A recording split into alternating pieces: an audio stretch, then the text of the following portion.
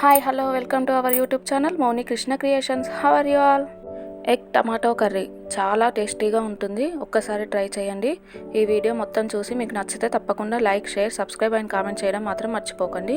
ముందుగా మనకు కావాల్సిన ఎగ్స్ని సాల్ట్ వేసి ఉడికించుకొని పొట్టు తీసి ఘాట్లు పెట్టి పక్కన పెట్టుకోవాలి. తర్వాత మెంతి కూర, కొత్తిమీర, టమాటాలను చిన్న ముక్కలుగా కట్ చేసి పెట్టుకోవాలి. వెల్లుల్లిని కచ్చపచ్చగా దంచి పెట్టుకోవాలి. తర్వాత స్టవ్ వెలిగించి స్టవ్ పైన ఒక బౌల్ పెట్టి కర్రీకి సరిపడా ఆయిల్ వేసి ఆయిల్ వేడి కాగానే ఆవాలు, జీలకర్ర, బిర్యానీ ఆకు, బండ పువ్వు, 4 లవంగాలు, 2 యాలకులు వేసి కొద్దిసేపు వేగనివ్వాలి. తర్వాత కచ్చపచ్చగా దంచుకున్న వెల్లుల్లిని వేసి అది కూడా వేగనివ్వాలి. మెంతి కూర ఆయిల్లోనే వేస్తే టేస్ట్ బాగుంటుంది. మసాలాలు మీ స్పైస్నెస్ బట్టి ఎక్కువ కూడా యాడ్ చేసుకోవచ్చు. తర్వాత కొత్తిమీర వేసి మరొకసారి మంచిగా కలుపుకొని కొద్దిగా వేగనివ్వాలి. ఇలా కొద్దిగా వేగిన తర్వాత పసుపు వేసి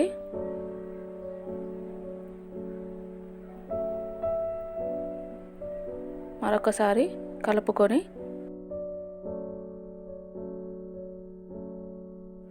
ఇప్పుడు చిన్నగా కట్ చేసుకున్న టమాటా ముక్కలను వేసి మంచిగా కలుపుకోవాలి. టమాటా ముక్కలు తొందరగా మగ్గాలంటే సాల్ట్ వేయాలి. కాబట్టి ఇప్పుడే రుచికి సరిపడా సాల్ట్ కూడా వేసేసి మంచిగా కలుపుకొని మూత పెట్టి టమాటాలు మగ్గే వరకు ఉడికించుకోవాలి. టమాటో ఎగ్ కర్రీలో మెంతి కూర చాలా టేస్టీగా ఉంటుంది. ఒకవేళ మెంతి కూర మీకు అవైలబుల్లో లేకుంటే ఆ ప్లేస్లో ఆయిల్లో మెంతులను కూడా వేసుకోవచ్చు. ఈ కర్రీలో వెల్లుల్లిని కూడా ఎక్కువగానే యాడ్ చేసుకోండి, టేస్ట్ బాగుంటుంది. ఒక 3 నిమిషాల తర్వాత మూత తీసి చూస్తే టమాటాలు మంచిగా మగ్గిపోయాయి. ఇప్పుడు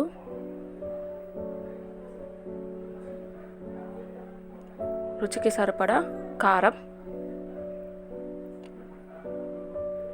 ధనియా పౌడర్, కొబ్బరి పొడి వేసి మంచిగా కలుపుకోవాలి.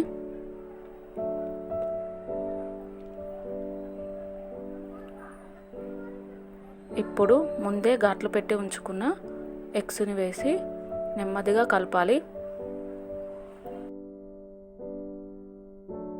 తర్వాత మూత పెట్టి మనం వేసిన మసాలాలు, కారం ఆయిల్లో కొద్దిగా ఫ్రై అయ్యేదాకా ఉడికించుకోవాలి. ఎక్కువసేపు కాదు, ఒక 1 మినిట్ తర్వాత మూత తీసి మరొకసారి కలుపుకొని కొద్దిగా వాటర్ని యాడ్ చేయాలి. ఇలా వాటర్ని యాడ్ చేస్తేనే టమాటో ఫ్లేవర్, మనం వేసిన ఇంగ్రీడియంట్స్ ఫ్లేవర్ ఎగ్స్లోకి వెళ్ళి చాలా టేస్టీగా అవుతాయి ఎగ్స్. అందుకే వాటర్ని కొద్దిగా యాడ్ చేయాలి. తర్వాత మూత పెట్టి మరికొద్దిసేపు అంటే ఒక 2 to 3 మినిట్స్ అంతే ఉడికించుకోవాలి.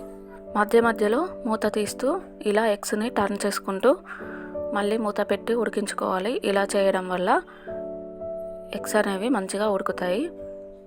తర్వాత కొద్దిసేపటి తర్వాత అన్ని ఫ్లేవర్స్ ఎగ్స్కి పట్టి కర్రీ టేస్టీగా రెడీ అవుతుంది. అంతే, ఇలా ఆయిల్ పైనకు వచ్చిందంటే ఆల్మోస్ట్ కర్రీ రెడీ అయినట్టే. స్టవ్ ఆఫ్ చేసి సర్వ్ చేసుకొని తినడమే. ఈ వీడియో కనుక మీకు నచ్చితే తప్పకుండా like, share, subscribe and comment చేయడం మాత్రం మర్చిపోకండి. వీలైతే మీ బంధువులకి, మీ ఫ్రెండ్స్కి ఈ వీడియోని షేర్ చేయండి. ఎగ్ పులుసు కర్రీ కూడా చాలా టేస్టీగా ఉంటుంది. అది కూడా నా ఛానల్లో పోస్ట్ చేశాను, వీలైతే చెక్ చేయండి. Thank you so much.